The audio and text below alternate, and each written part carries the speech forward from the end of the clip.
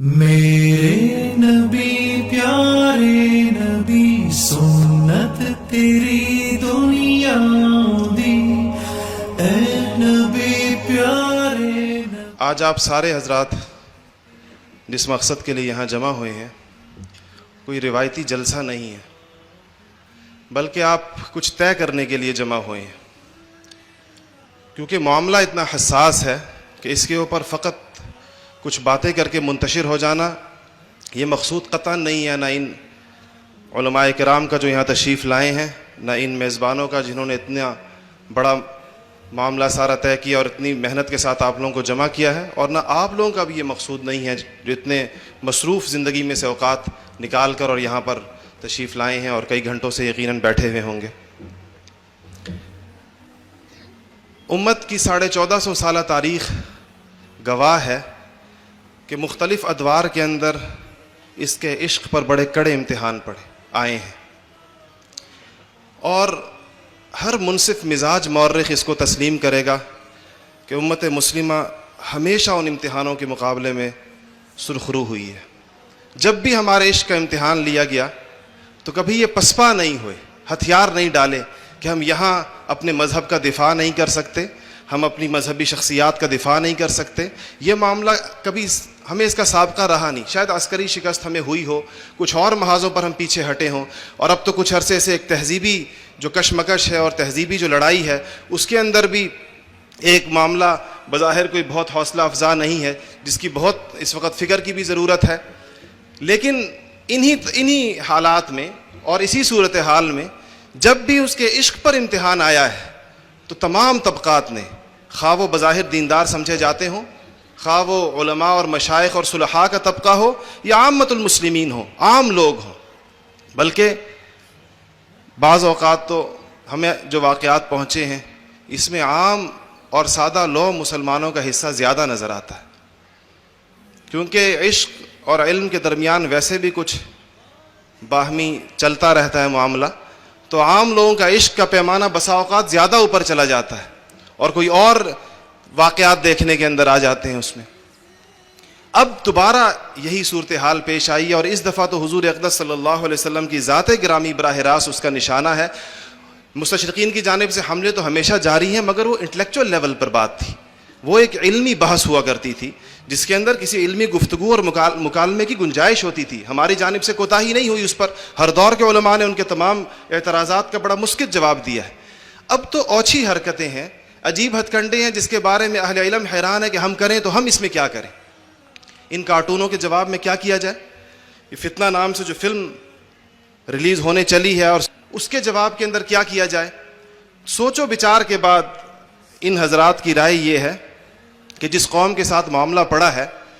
اور جن لوگوں کے ساتھ ان کی جو نفسیات اور جو ان کا مزاج ہے، جو ان کی ترجیحات ہیں، جو ان کے میلانات ہیں، ان کو دیکھ کر کہا جا سکتا ہے کہ اگر ہم یہاں اپنے اخبارات کے کالموں کے صفحے سیاہ کر دیں کوئی خاص فرق نہیں پڑے گا.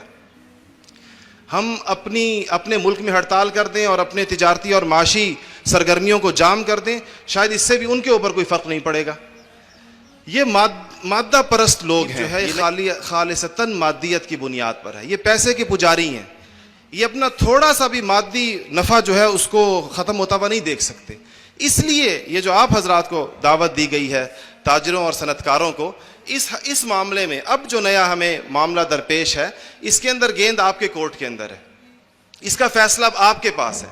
ہمارا دائرہ کار جو ہے وہ زیادہ سے زیادہ یہی اس صورتحال میں نظر آتا ہے کہ آپ کو کچھ چیزوں کی طرف متوجہ کیا جا سکتا ہے، آپ کو بتایا جا سکتا ہے. ہمارے کسی عملی اقدام کے نتیجے میں جو ہمارا اپنا جو اسپیکٹرم ہے جس کے اندر ہم کام کرتے ہیں اس کا کوئی فوری اور براہ راست اثر ان تک پڑنے کا امکان نہیں، مگر آپ کے ہاتھ میں جو کارڈز ہیں یا جو آپ کے جو تیر ہیں وہ ایسے ہیں کہ جو براہ راست ان تک پہنچ سکتے ہیں. اگر انہیں یہ پتہ چلے کہ ہماری ان حرکتوں کے نتیجے کے اندر ہماری تجارتوں کو نقصان پہنچتا ہے، ہماری ان حرکتوں کے نتیجے کے اندر ہماری معیشت پر کوئی اثر پڑ سکتا ہے، کسی آدمی کے، آپ کی اصطلاح کے اندر جو تاجر کہتے ہیں، اگر کسی کو اپنے پیسے مرتے ہوئے نظر آئیں تو یہ اتنا ان کے اندر دم خم نہیں ہے کہ پھر اس کے مقابلے میں یہ کھڑے ہو جائیں.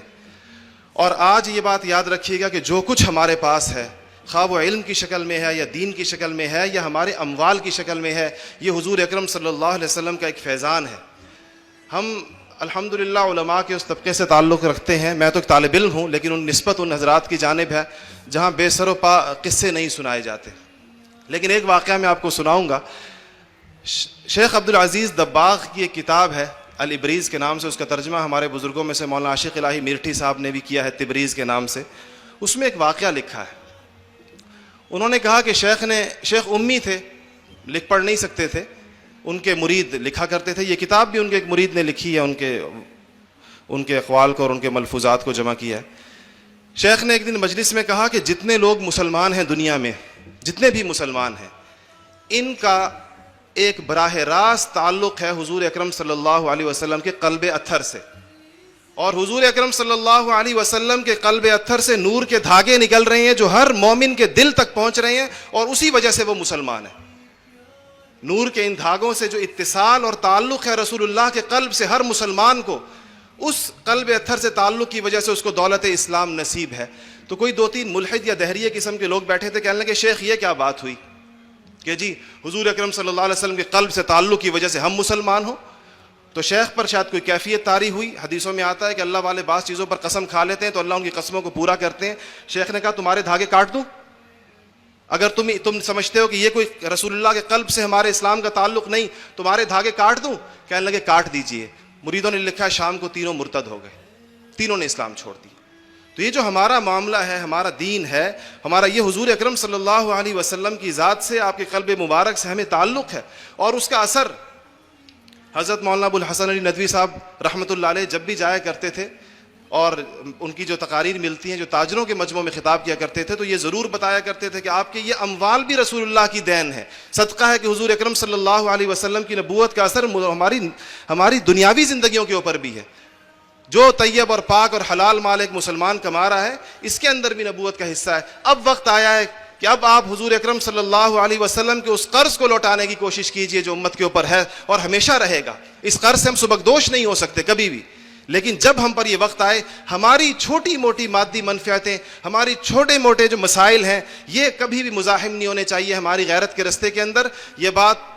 ہر وقت اور ہر آن اور ہر گھڑی ہمیں مستحضر رہنی چاہیے. مولانا ظفر علی خان صاحب کتنے اچھے انداز کے اندر اس کو بیان کر گئے ہیں کہ جب ایسا وقت آ جائے تو پھر یوں کرنا پڑے گا. کہا کہ نماز اچھی, حج اچھا, روزہ اچھا, زکوٰۃ اچھی, مگر میں باوجود اس کے مسلمان ہو نہیں سکتا. نہ جب تک کٹ مروں میں خا جائے بطحا کی حرمت پر, خدا شاہد ہے کامل میرا ایمان ہو نہیں سکتا. www.darsulquran.com